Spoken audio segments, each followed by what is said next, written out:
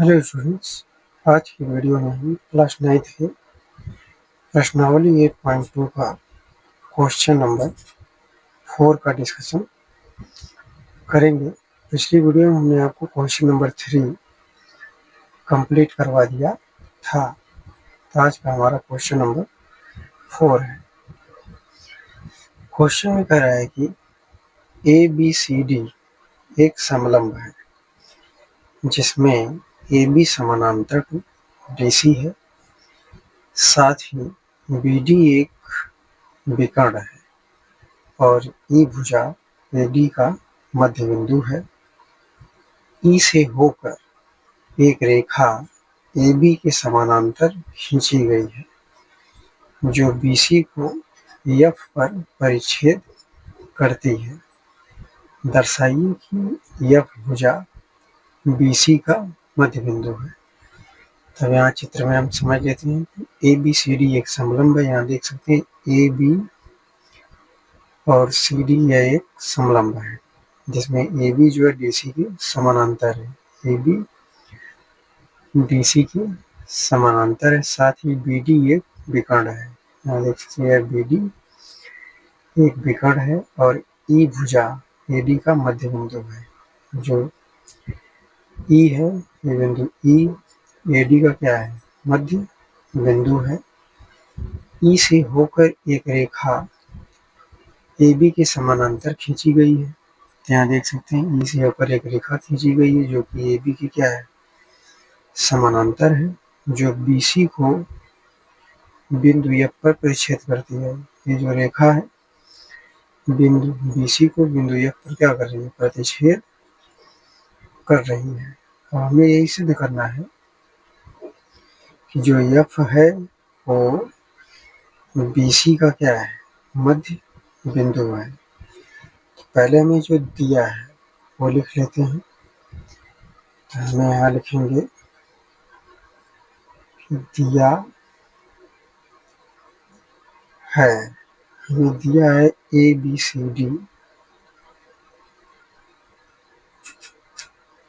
ABCD हम इसे एक समानांतर चतुर्भुज मान सकते हैं। तो ABCD एक समानांतर चतुर्भुज है। ABCD एक समानांतर चतुर्भुज है जिसमें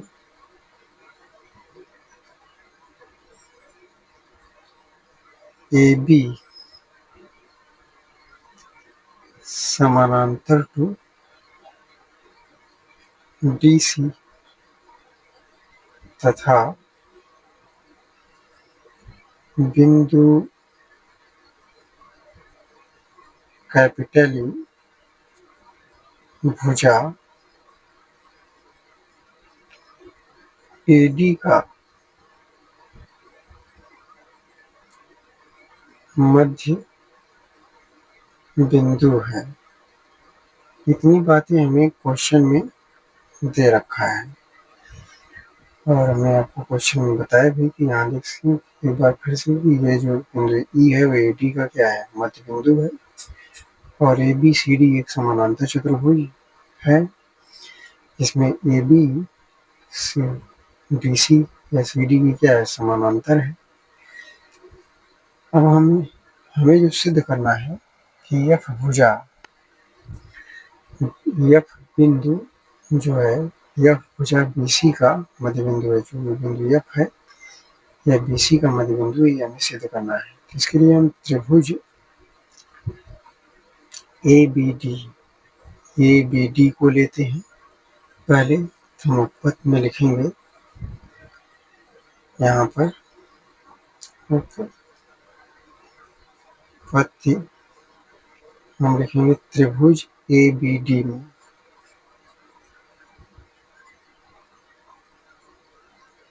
त्रिभुज ABD में अगर हम त्रिभुज ABD में देखते हैं, त्रिभुज ABD में अगर हम देखें तो जो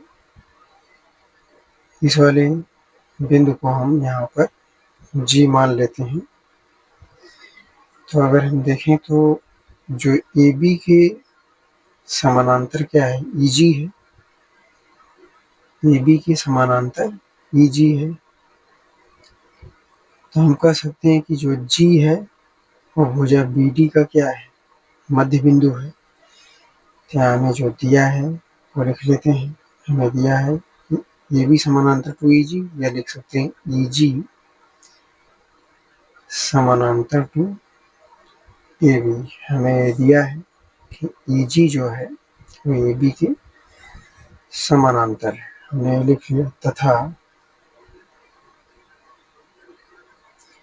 जो बिंदु जी है वो भुजा बी डी का क्या है, मध्य बिंदु है। जी भुजा बी डी का मध्य बिंदु है। ये बात हमें दे रखा है। अभी किस सिद्धांत से हुआ, इसे हम अगर समझें तो मध्य बिंदु के प्रमेय के विलोम से होता है। तो मध्य बिंदु प्रमेय का, जैसे हमने कहा कि जी बी डी का मध्य बिंदु है, तो कैसे होगा, मध्य बिंदु प्रमेय के विलोम द्वारा। तो मध्य बिंदु के प्रमेय के विलोम द्वारा, यानी कि मध्य बिंदु के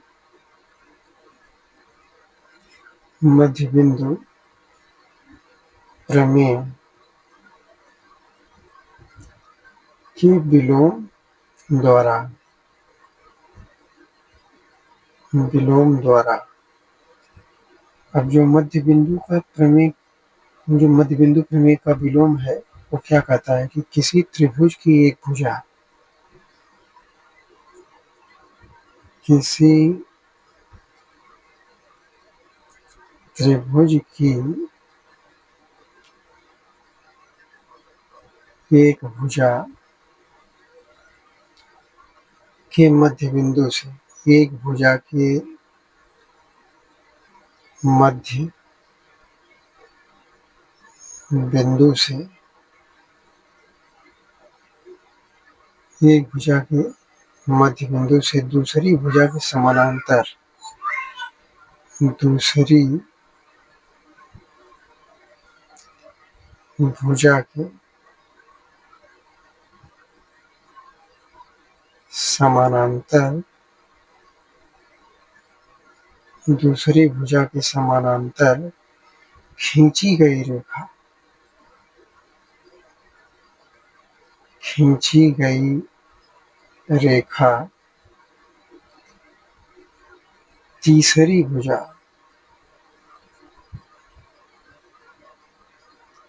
तीसरी भुजा को समद्विभाजित करती है, समद्विभाजित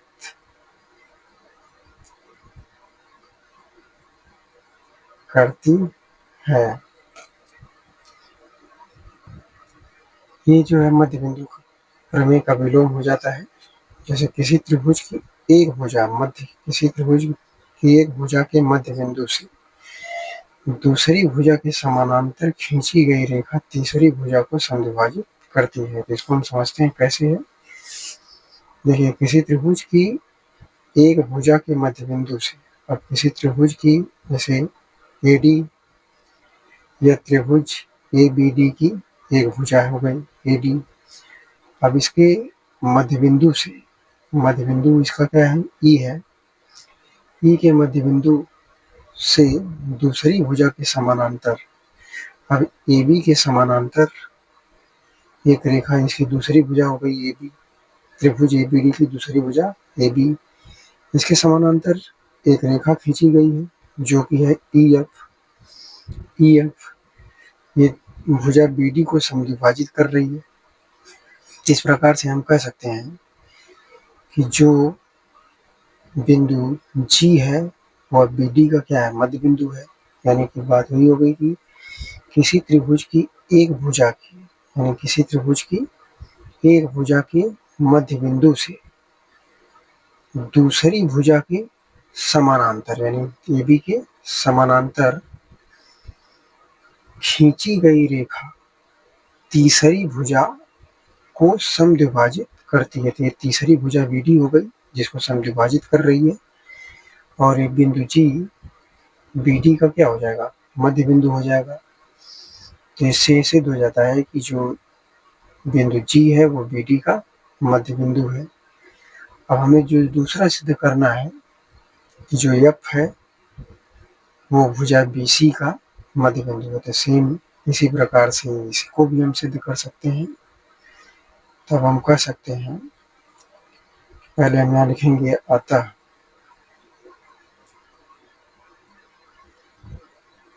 G भुजा BD का मध्य बिंदु है।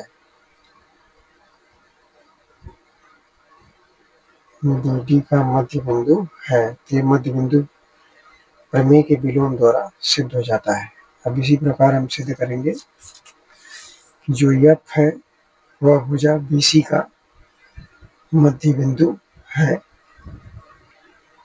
तो इसके लिए हम त्रिभुज BCD को लेते हैं। तो हम यहाँ लिखेंगे इसी प्रकार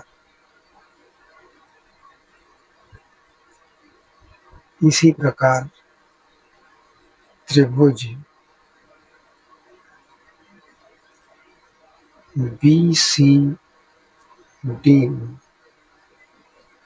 अब त्रिभुज BCD में अगर हम देखें तो जो इसकी GF रेखा है वह BC के क्या है, समानांतर है। BC के समानांतर है, और G भुजा BD का क्या है, मध्य बिंदु है। यहाँ हम लिखेंगे हमें जो दिया है GF समानांतर टू BC, ये हमें दिया है।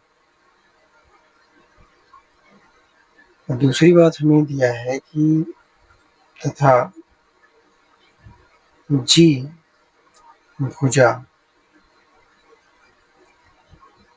BD का मध्य बिंदु है। G भुजा BD का मध्य बिंदु है। तो अब हम अगर देखें कि G भुजा जब GF BC के समानांतर है और G भुजा BD का मध्य बिंदु है, तो हम वही मध्य बिंदु प्रमेय के विलोम द्वारा यह सिद्ध कर सकते हैं कि जो F है वो भुजा BC का क्या होगा, मध्य बिंदु होगा।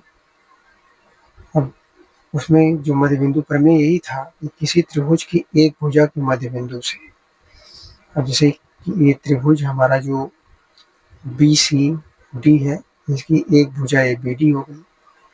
एक भुजा के मध्य बिंदु से दूसरी भुजा के समानांतर इसकी दूसरी भुजा हो गई DC, इसके समानांतर जो रेखा खींची गई है GF हो गई। तीसरी भुजा को क्या करती है, समद्विभाजित करती है। तीसरी भुजा BC हो गई, इसको समद्विभाजित कर रही है बिंदु F पर। तो इस प्रकार से हम कह सकते हैं कि मध्य बिंदु प्रमेय के विलोम से मध्य बिंदु के प्रमेय के विलोम से जो हमारा F होगा वो भुजा BC भुजा F जो है भुजा BC का क्या है, मध्य बिंदु होगा। भुजा BC का मध्य बिंदु होगा। यही बात हमें सिद्ध करनी थी और ये हमारा सिद्ध हो जाता है। हम आशा करते हैं कि आपको क्वेश्चन समझ में आया होगा। वीडियो को लाइक करें, चैनल सब्सक्राइब करें। धन्यवाद।